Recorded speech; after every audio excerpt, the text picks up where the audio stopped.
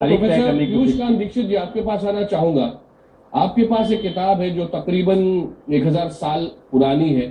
भास्कराचार्य के समय से लेकर आज तक जो ब्रह्मांड है, इसके बारे में हमारी सोच कैसी रही है? क्या वो एक पोएटिक इमेजिनेशन रही है या फिर साइंस पे, मैथ्स पे आधारित कुछ बातें? मैं इस संदर्भ में ये कहना चाहता हूँ कि ये जो ब्रह्मांड की बात है, ब्रह्मांड के तत्वों के अन्वेषण की बात है, वो सनातन है और जब से सृष्टि हुई है तब से इसके बारे में चर्चा हमारे यहाँ हुई है। जहाँ तक भौम के बारे में बात है, अभी मैं सुन रहा था कि प्रधानमंत्री जी बधाई दे रहे थे और कह रहे थे कि मंगल को उसकी माँ मिल गई, मॉम मिल गई। मैं भी आपके चैनल के माध्यम से सभी भारतीय वैज्ञानिकों को बधाई देना चाहता हूं और ये कहना चाहता हूं, यद्यपि प्रधानमंत्री ने इस बात को जिस आशय से कहा वो आंग्ल भाषा में मॉम शब्द का अर्थ माँ होता है, लेकिन भौम शब्द एक है जो भारत में प्रसिद्ध है, सभी लोग जानते हैं। उसका अर्थ होता है भूमि से पैदा हुआ और भूमि पुत्र है मंगल। हाँ, मंगल भूमि पुत्र इस तरह से हुआ। तो वास्तव में भूमि मंगल की माँ हुई और माँ के यहाँ से भारत में बना हुआ यदि कोई यान मंगल पर पहुँचता है तो वास्तव में यह मिलन माँ और पुत्र का है, ऐसा कहा जा सकता है। यह मेरा पूरा विश्वास है। और जहाँ तक मैं अभी सुन रहा था वैज्ञानिक रमेश जी की बात, ये कहीं बाहर से विज्ञान नहीं आया है। हमारे यहाँ भास्कराचार्य जी हुए हैं। हमारे पितामह पंडित श्री यदुनंदन दीक्षित ज्योतिष के बहुत अच्छे विद्वान थे। उनकी ये पुस्तक मैं ले आया हूँ। ये 1911 में प्रकाशित हुई है और ये गोलाध्याय है भास्कराचार्य का लिखा हुआ।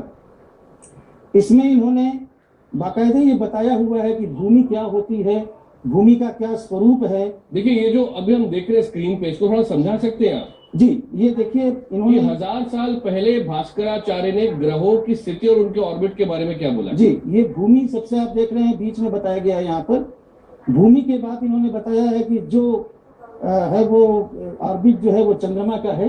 चंद्रमा के बाद बड़ी युक्ति के साथ मेरे बाबा भी इस बात को समझाते थे कि आप दिनों का नाम तो जानते हैं, तो सोम के बाद मंगल आता है, आप मंगल को छोड़ दीजिए तो उसके बाद बुध की कक्षा है। बुध के बाद बृहस्पति को छोड़ करके देखिए तो उसके बाद शुक्र की कक्षा है। शुक्र के बाद शनि को छोड़ दीजिए तो उसके बाद रवि की कक्षा होती है। रवि के बाद फिर सोम को छोड़ दीजिए तो ये मंगल की कक्षा है। मंगल के बाद फिर आप बुध को छोड़िए तो बृहस्पति की कक्षा है। बृहस्पति के बाद यदि फिर आप शुक्र को छोड़ते हैं तो अंतिम कक्षा शनि की है। और बहुत ही रेखा चित्र के माध्यम से आप देख रहे हैं, इस पुस्तक में इस बात को समझाया गया है। तो ये जो बातें हैं वैज्ञानिक, ये बहुत ही पुरानी हैं। आप देखेंगे संस्कृत में और हिंदी में यहाँ पर ये बातें भूमि के बारे में लिखी हुई हैं बड़े विस्तार से। भूमि क्या है, क्योंकि आपके पास ये एक रेयर किताब है, आप हमको उसका वो पेज भी दिखा सकते हैं जहाँ 1911 का उसका पब्लिकेशन का जी, ये प्रामाणिक रहने के लिए। हाँ, ये है, आप ये देख सकते हैं। कर रहे हैं कैमरे से इससे अभी।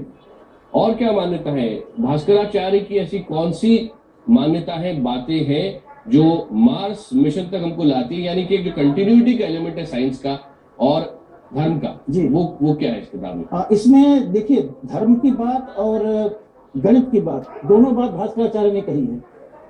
आप ज्योतिष के विद्वानों से पूछेंगे तो फलादेश करते हैं। कहते हैं जिसकी कुंडली में दशमें गारको यस्य सद्मेयो कुल दीपक है।